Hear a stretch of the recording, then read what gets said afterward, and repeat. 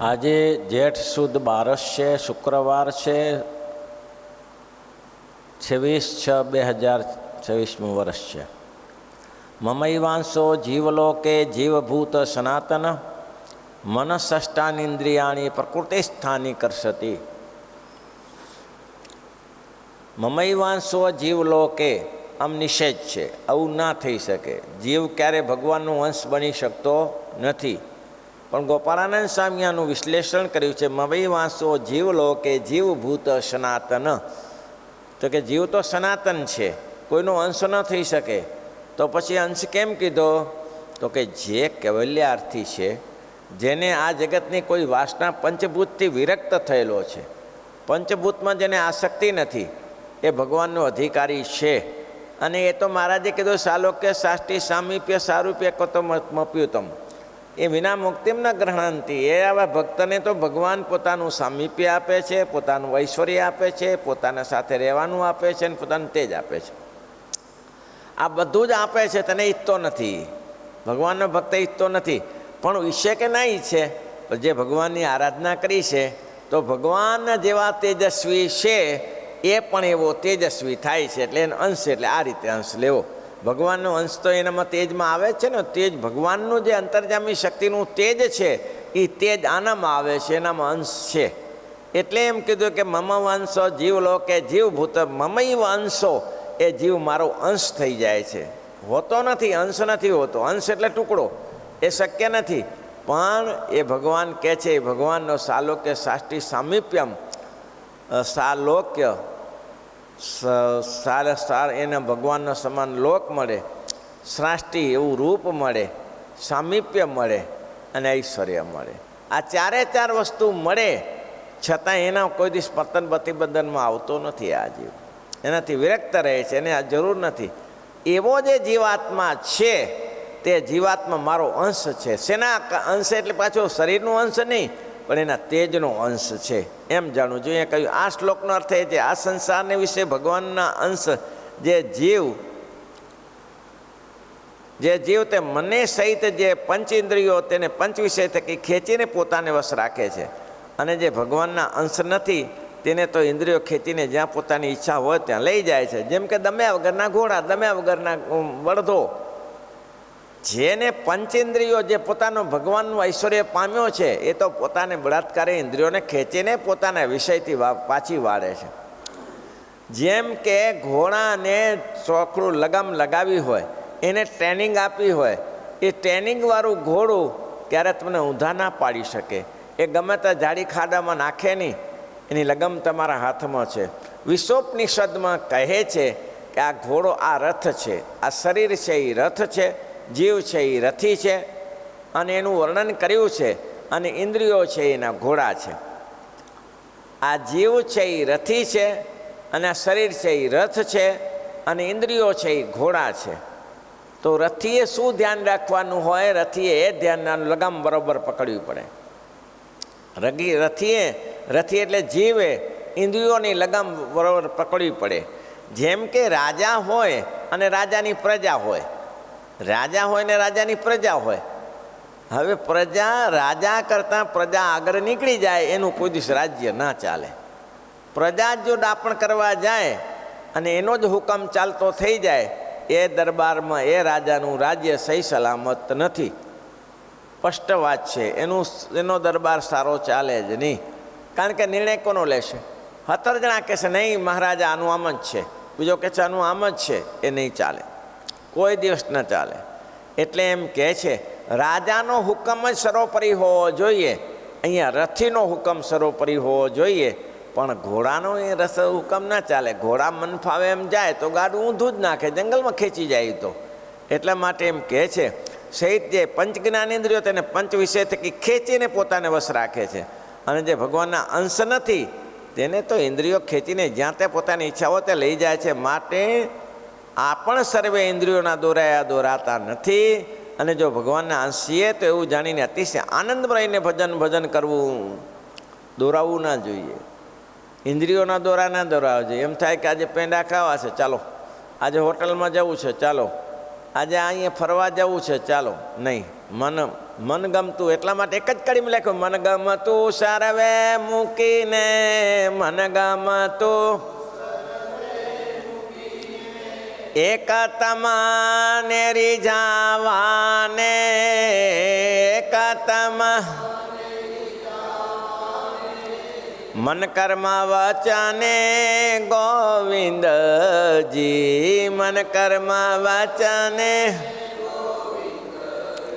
ગુણ તમારા ગાવાને, ગુણ તમારા ગાવાને, અદમો ધારણ્ય વિનાશી તારા, બિરાદની બલિહારી રે, અદમો ધારણ્ય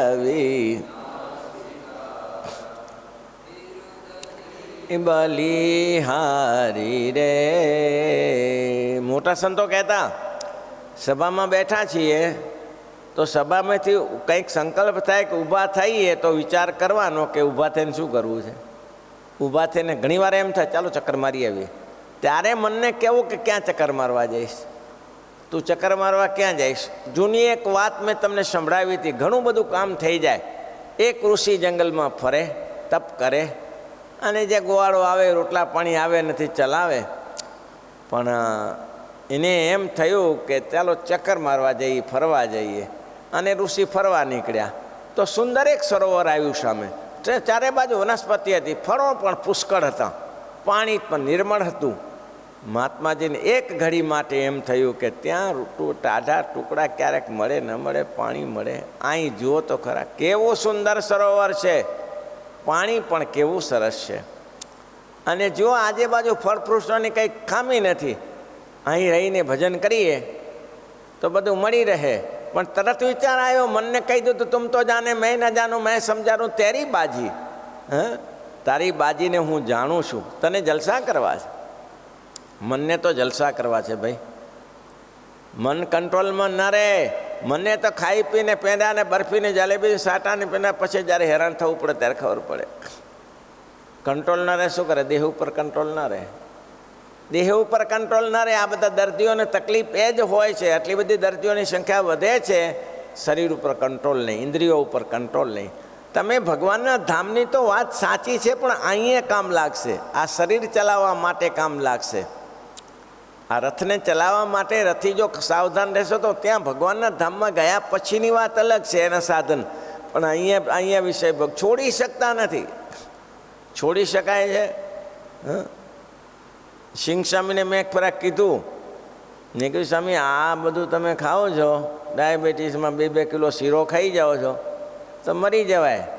તો કે મરી તો સારું ને, કે શું ખોટું કરે કે લે. અને મરી ગયા 52 વર્ષે. કોને ના કંટ્રોલ કરી શક્યા, જમ્યા પછી 2 કિલો સિંગ ખાઈ જાય.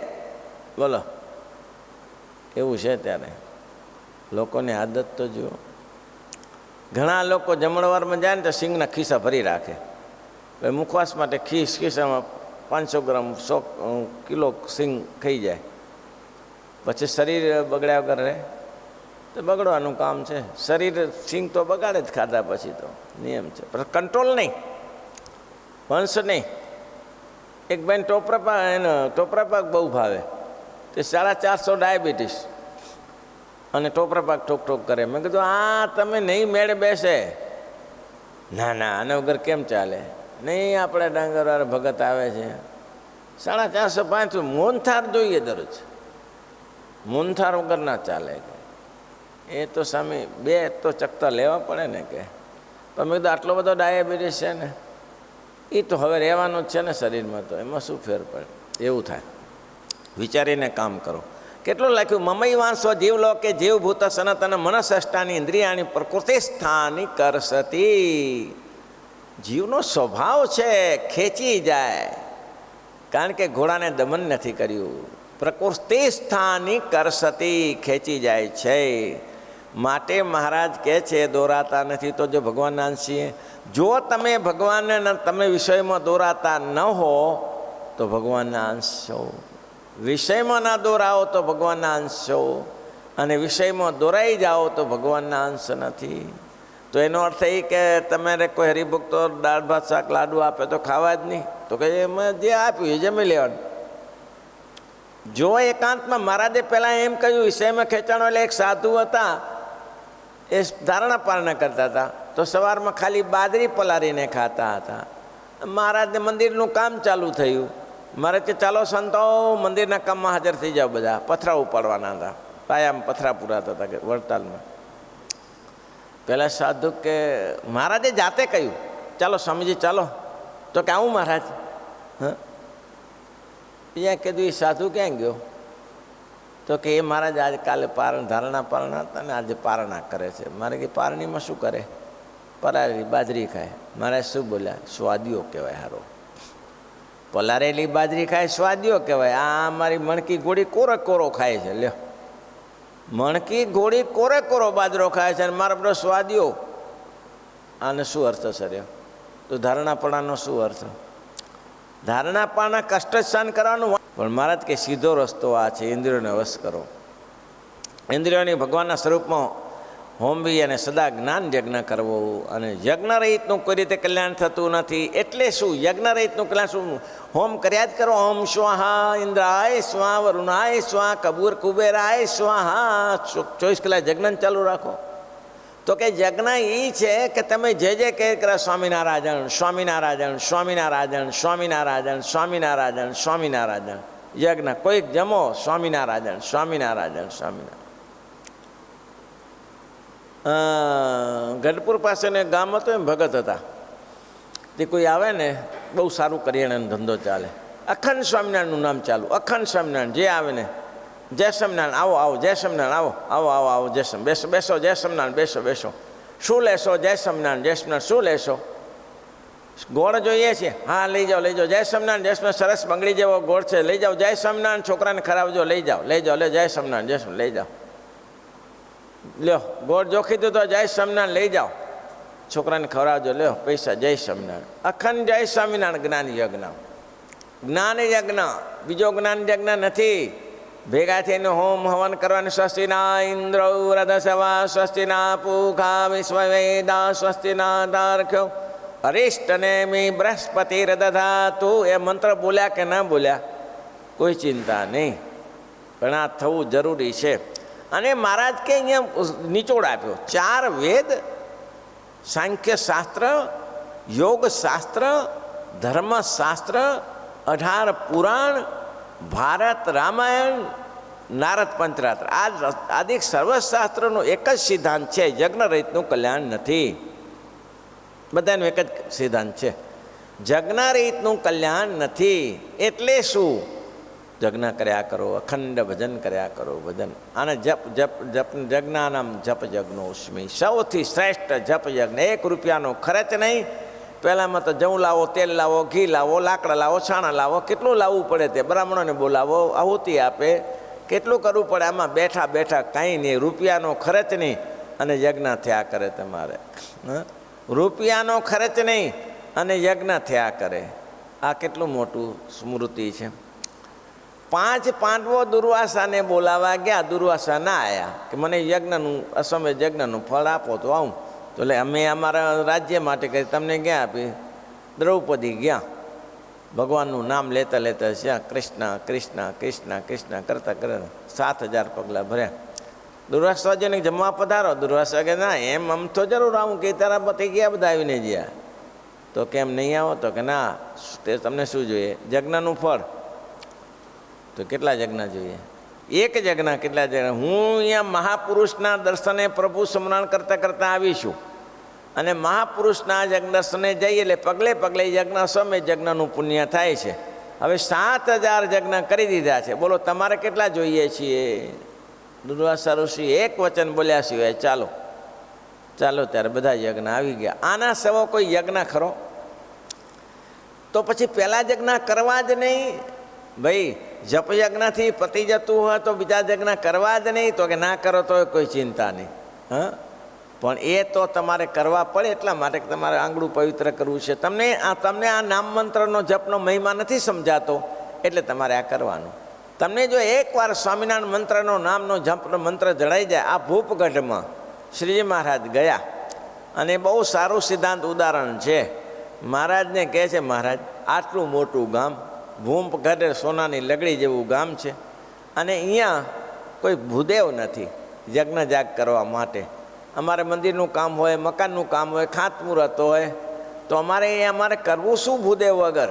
મહારાજ કે એમ? તો કે હા. અમારું નામ આવડે છે? તો કે હા આવડે. શું? સ્વામિનારાયણ. બસ સ્વામિનારાયણ નામ લઈને કરો ખાડો, તમારું કામ ફતે. બોલો, બીજું કાંઈ કરવાનું? મહારાજે પોતે બતાવ્યું.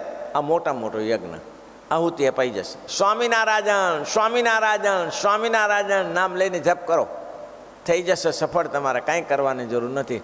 આટલું સહેલું છે પણ લોકો કરતા નથી. સિદ્ધાંત છે યજ્ઞરેતનું કલ્યાણ થતું નથી. માટે અમારી પણ એ જ આજ્ઞા છે, સર્વે પરમહંસ તથા સત્સંગી જ્ઞાન યજ્ઞ કરતા રહેજો. સર્વે સાધુઓ અને સર્વે પરમહંસો અને સર્વે સત્સંગીઓ અખંડ નામનો જપ કરતા રહેજો. સ્વામિનારાયણ સ્વામિનારાયણ સ્વામિનારાયણ. ભાઈ મને તો એનો ગૌરવ છે, મને સ્વાભિમાન છે. અભિમાનની પણ સ્વાભિમાન છે. કોઈ કરતા નથી. જો કરે તો બધી સમૃદ્ધિ એની પાછળ દોડે, સમૃદ્ધિ એની પાછળ દોડે. અન્નકોટ ઉત્સવ પૂરો થયો, પ્રબોધિનીનો ઉત્સવ પૂરો થયો ગઢપુરમાં. પછી બહેનો બિચારી બેસીને એ વાસુદેવ નારાયણના ઓરડામાં ભજન કરતી હતી, અને ત્યાં એક કોઈ બહેને દર્શન આપ્યા. દર્શન આપ્યા એટલે બહેનો દોડી કે મહારાજ મહારાજ લક્ષ્મીજી દર્શન આપે છે. લક્ષ્મીજી.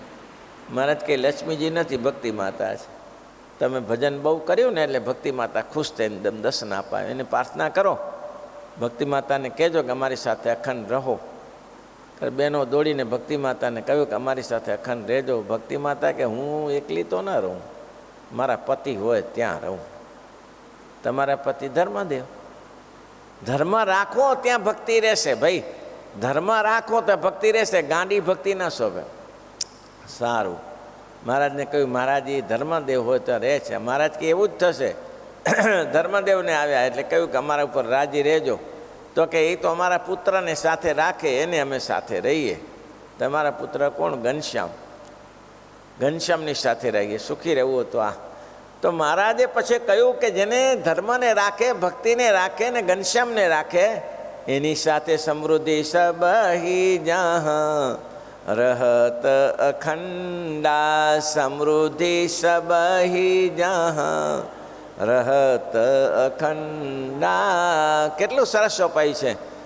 જ્યાં ધર્મ ને જ્ઞાન ને વૈરાગ્ય ને ભક્તિ છે ત્યાં શું છે? સમૃદ્ધિ સબહી જહાં રહત અખંડા. સમૃદ્ધિ સબહી જહાં રહત. આપણે બધા સંકલ્પ કરીએ, આપણે બધા સંકલ્પ કરીએ કે 100 માળા કરવી દરરોજ. આ બેઠા છીએ બધા, ભાઈ સવારથી સાંજ સુધી જપ્યું રાખો કે માળા કરો. તાકાત નથી કોઈ તમારો પગ હલાવી શકે. અંગત જાહેર સભામાં બેઠો, હું રામ નામથી બેઠો છું. હું રામ નામથી બેઠો છું. મારો પગ હલાવવાની કોઈની તાકાત નથી. બોલાવો તમારા સૈનિકોને, એક એકને બોલાવ્યા. એક રંચ જેટલો પગ, રાઈજનનો પગ ના હલાવી શક્યા. મહારાજ કે એના ચરણમાં તો રાવણ જેવા પડે છે. ભલભલા મોટા હોય ને એના પગમાં પડતા થઈ જાય છે. બસ માળા કરતા શીખો. સ્વામિનારાયણ સ્વામિનારાયણ સ્વામિનારાયણ. કોઈને સામે જોવાનું નહીં. કોઈ કરે છે કે નથી કરતો એને મુબારક, તમને શું લેવા દેવા. કોઈ એમ કે માળા કરવાથી શું થાય? જે થાય થાય, જે થાય થાય, પણ માળા કર્યા કરો. શુક્રા દોડવું પડે, દોડે મારો બાપ. આપણે શુક્રા દોડીએ, દોડે મારો બાપ. આવું છે ત્યારે. કોણ કોની તાકાત છે કંઈ રોકી શકે? દરેક જગ્યાએ ભગવાન દોડે છે. હમણાં જ કંઈક વાત સાંભળી તો ભૂલાઈ જાય પાછી. ભગવાન ગયા એટલે ભગવાનને પૂછ્યું કે મહારાજ તમે, તો કે તું આ આંધણ કરી બેઠો છે, મારે આવું જ કરે ને પૂરું કરવા.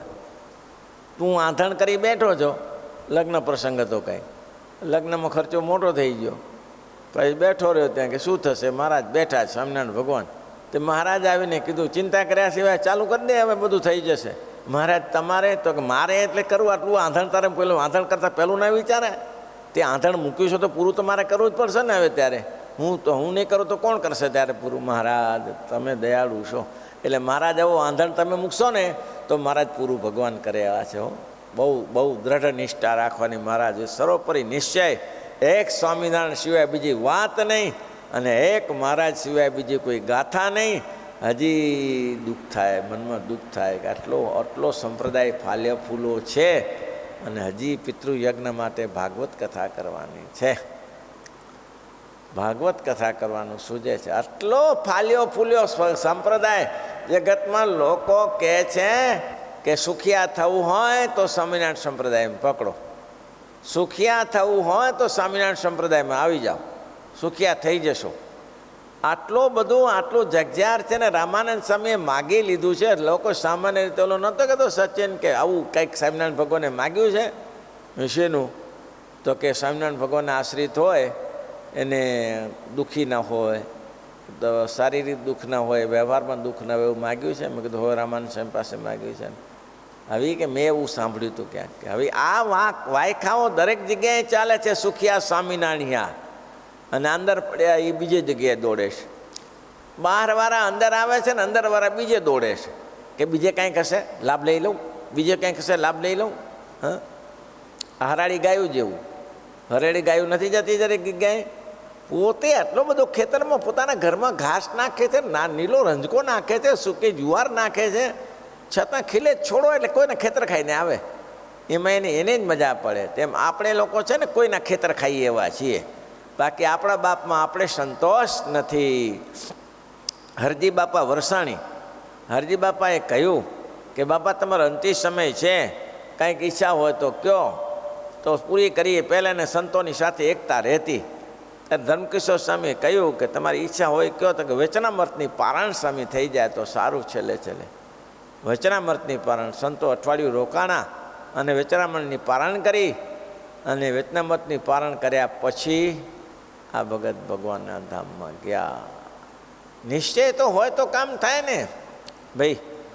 હવે એમાં એવું છે, પાછું પૂરું થવા આવ્યું છે, બહુ લાંબુ નથી. મહારાજ કે આમ યજ્ઞ કરતાં કરતાં અલી મિયા 10 તંજાદ આવી, એટલે અલી મિયા ભગવાન પૂરું કરે છે. હા, ભગવાન પૂરું કરે છે. મુસ્લિમ જાતિ લગ્નનું માંડવો લેવાનો, જાન તૈયાર થઈ ગઈ. આજે લગ્નની પરણવાની આજે વાતે ગાતે જાન શણગારી દીધી છે. ઘણો જ રસ્તામાં આવ્યું. કોઈકે કહ્યું કે સ્વામિનારાયણ ભગવાન ઘણો જ પધાર્યા છે. ઝીણાભાઈના દીકરા ભેસી, ઝીણાભાઈ ત્યારે હયાત હતા.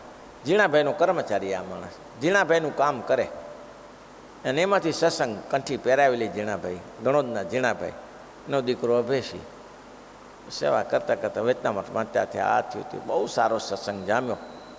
અત્યાર સુધી સ્વામિનારાયણ ભગવાનને જોયા નથી, અને આજે પહેલી વાર જાનમાં બેઠા છે, અને સમાચાર મળ્યા કે કોઈ સ્વામિનારાયણ ભગવાન અહીંયા છે. જાનમાંથી કૂદી પડ્યા, ઊભી રાખો ઊભી રાખો ઊભી રાખો. આહા, આવો અવસર ક્યારે મળશે? મહારાજને આ જાનમાં ઊભી રાખો ઊભી રાખો. જાનૈયા બધા રાહ જુએ. આ કૂદીને નીચે પડ્યો, અને મારા વડ નીચે ગામને પાદરે બેઠા હતા. મહારાજે દંડવટ કર્યા, મહારાજને 50 દંડવટ કર્યા. મહારાજ કંઈ બોલ્યા જ નહીં. પાછું રાખો એમ ન કહ્યું. મુક્તાનંદ સ્વામી બ્રહ્માનંદ સ્વામી મહારાજ આ ઝીણાભાઈએ કહ્યું મહારાજ અલી દંડવટ કરે છે. મહારાજ બીજાની જોડે વાતો કરતા રહ્યા.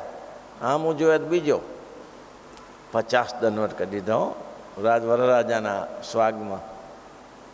મુક્તાનંદ સ્વામી કહ્યું મહારાજ જાન રાહ જુએ છે, અલી પરણવા જાય છે, આ સામે જાન ઊભી છે.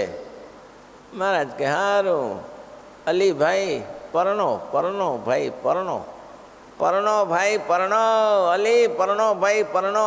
પરણ્યા પછી કોઈ ભજન કરતું નથી. બોલો, પરણ્યા પછી કોઈ ભગવાનનું પ્રભુનું ભજન કરતું નથી ને ધાર ધાર ચડી ગઈ અલીભાઈને.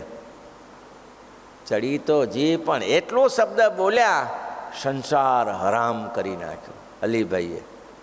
સંસાર હરામ થઈ ગયો. પણ હવે આ જાન જોડાયેલી પૂરું તો કરવું પડે.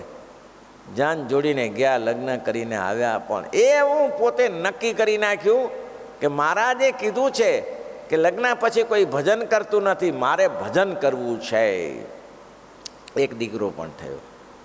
18-19 વર્ષનો છોકરો થયો એટલે બોલાવીને કહ્યું, બસ લે, મેં તને 18-19 વર્ષનો કર્યો, હવે મારી જવાબદારી પૂરી. હવે હું 19 વર્ષ સુધી ગણોદના મંદિરમાં બેસીશ અને ભગવાનનું ભજન કરીશ અને તારે મારે 19 વર્ષ સુધી ખવડાવવાનું. જો 20મું વર્ષનો એક દિવસ ચાલુ થઈ જાય તો હું તારી સાથે ખેતીમાં કામ કરવા આવીશ, મજૂરી કરવા આવીશ. પણ 19 વર્ષ સુધી મેં તને મોટો કર્યો અને 19 વર્ષ સુધી તું મારું પાલન કરજે. સંસાર હરામ થઈ ગયો આ માણસને. બસ વિષય વાસના નાબૂદ કરી મંદિરમાં અખંડ ભજન કરે, અખંડ જ્ઞાન યજ્ઞ, અખંડ ભજન કર્યા કરે. બોલો, જોત જોતામાં 19 વર્ષ નીકળી ગયા. તે પહેલાં તો જાડિયામાં કથા, જાડિયાને ત્યાંથી 2-3 કિલોમીટરનું અંતર ગણોદને ત્યાં જાડિયામાં કથા વાર્તા ચાલે. કથા વાર્તામાં દરરોજ જાય. બાલમુકુંદ સ્વામી ત્યાં આવેલા. હવે આગલે બીજે દિવસે જવાનું હતું એટલે આને ભાઈએ, અલીભાઈએ સંતોને કહ્યું, સંતો મારે ધોતિયા ઓઢાડવા છે અને આજે સંતો જમાડવા છે. તો કે ના ના ના ના ના, આજે નહીં, કાલે છેલ્લો દિવસ છે. તો કાલે મારે સ્વામી છેલ્લો દિવસ છે ને, કાલે મારે છેલ્લો હાજાવરા લ્યો, આવું થાય આ જ્ઞાન યજ્ઞનું ફળ. મારે કાલે છેલ્લો દિવસ છે ને સ્વામી. એમ તો કે હા, સારું ઓઢાડી દો. ધોતિયો ઓઢાડે, જે કંઈ સંતોની સેવા કરી. બીજે દિવસે હવે આવું તો હોય તો બધા ભેગા થઈ જાય ને, બધા બેઠેલા. અને અભેસી તો ધામમાં ગયેલા, આ ઝીણોભાઈ તો ધામમાં ગયેલા. અભેસીને કીધું કે આજે તમે કામે ના જતા, મારે બપોરે જવું છે ભગવાનના ધામમાં. આ કેવી જુઓ સંસાર, આવો જે જ્ઞાન યજ્ઞ કરે એને શું મોટા કયા યજ્ઞ કર્યા હતા અલી મિયાએ કયા યજ્ઞ કર્યા હતા? આ એક સંસાર હરામ, બસ મહારાજને રાજી કરવા. આમ કરતાં કરતાં ધૂન વેતનામર ચાલે છે. 11:30 થયા ત્યારે ધૂન કરી અને બરાબર 12 વાગ્યા ત્યારે અલીભાઈએ ઊભા થઈ અને અભયસિંહને દંડવટ કરે. અરે ભાઈ, આ શું કરો છો તમે? તો મિત્ર છો. તો કે અમે તો મુસ્લિમ છીએ, અમારા સુધી આ સ્વામિનારાયણ ભગવાન ક્યાંથી હોય? અમારા સુધી ક્યાંથી હોય? આ તો તમારા બાપા ઝીણાભાઈનો જોગ થયો અને તમારી સેવા કરી અને આ ભગવાન મળ્યા છે. ભાઈ, તમે ન મળ્યા હો તો અમારા તો જન્માંતર વીતી ગયા હાથ, કંઈ ભગવાનની પ્રાપ્તિ ના થઈ હોય. તમે ઋણી છો, અમે ઋણી છીએ તમારા. ભેટ્યા એ જ ઘડીએ કહ્યું, જો મહારાજ આવી ગયા છે, 500 પરમહંસો સાથે આવ્યા છે, મારા ગુરુ બાલમુકુંદ પણ સાથે આવ્યા, હું જઉં છું. જય સ્વામિનારાયણ. આ સંસાર હરામ થઈ જાય ભાઈ. હું કરું એ જય અભિમાન છે, સકટનો ભાર જેમ સ્વાન તાણે. એના જેવું છે આપણું ભાઈ. આવું છે ત્યારે જ્ઞાન યજ્ઞ. એવી રીતે જ્ઞાન યજ્ઞ કરતાં કરતાં જ્યારે શેતની નિરન મુક્ત જેવું થવાય ત્યારે જ્ઞાન યજ્ઞની અવધિ આવી રહી. જ્ઞાન યજ્ઞની વિધિનો અવધિ આવી રહ્યો. અને જ્યાં સુધી એવું ન થવાય ત્યાં સુધી એટલું અધૂરું જાણવું, કર્યા જ કરો. સ્વામિનારાયણ સ્વામિનારાયણ સ્વામિનારાયણ સ્વામિનારાયણ. 100 માળા સાંજ સુધી પૂરી કરી નાખવાની. સ્વામિનારાયણ સ્વામિનારાયણ સ્વામિનારાયણ. કચરા ભગત અંજરવાળા, ખાવાનું ઠેકાણું ન પડે, બીજે દિવસે મળે, ઊંચેથી તળાવે સ્નાન કરવા જાય. સ્વામિનારાયણ કે હા ભીખારું હારું કંઈ ખાવાનું ઠેકાણું પડતું ને બોલે છે, એ તો મહારાજ બેઠા છે. શું કહે છે? તો મહારાજ બેઠા છે. ભગવાન દર્શન આપ્યું. ભગવાને કીધું કચરા ભગત કંઈ ઈચ્છા હોય તો કહો. બસ મહારાજ, ઈચ્છા એ જ છે, આ શરીરનો અંતમાં તમે ધામમાં લઈ જજો. પણ તમારે વ્યવહારિક ના ના ના ના મહારાજ, એથી વધારે ભલે દુઃખ આવે વાંધો નહીં, પણ આ શરીરમાં પૂરું થઈ જાય એવું કરજો. મહારાજ કે અમે બેઠા જ છીએ ને ત્યારે. એવી નિષ્ઠાવાળાને ત્યાં અતિશય ઈચ્છા રાખવી પણ શ્રદ્ધા રહિત થવું નહીં અને પોતાની વિશે અપૂર્ણપણું માનવું નહીં. આમ મહારાજ મળ્યા છે. અપૂર્ણપણું શું કરવા? કે આમાંથી મોક્ષ થાય કે ના થાય એને અપૂર્ણપણું કહેવાય. આ મોક્ષ થયેલો જ છે. સત્સંગી જીવનની એક કથા કરી દઉં તો મોક્ષ જ છે. સત્સંગી જીવનની કથા એક પૂરા થઈ જાય, સત્સંગી ભૂષણ થઈ જાય તો જીવનો મોક્ષ સહેજે સહેજે થઈ જાય. ઇતિ વેતનામૃતમ શ્રીપતિમ શ્રીધરમ સર્વદેવ ઈશ્વરમ ભક્તિધર્માત્મજમ વાસુદેવ એસવામ કામદા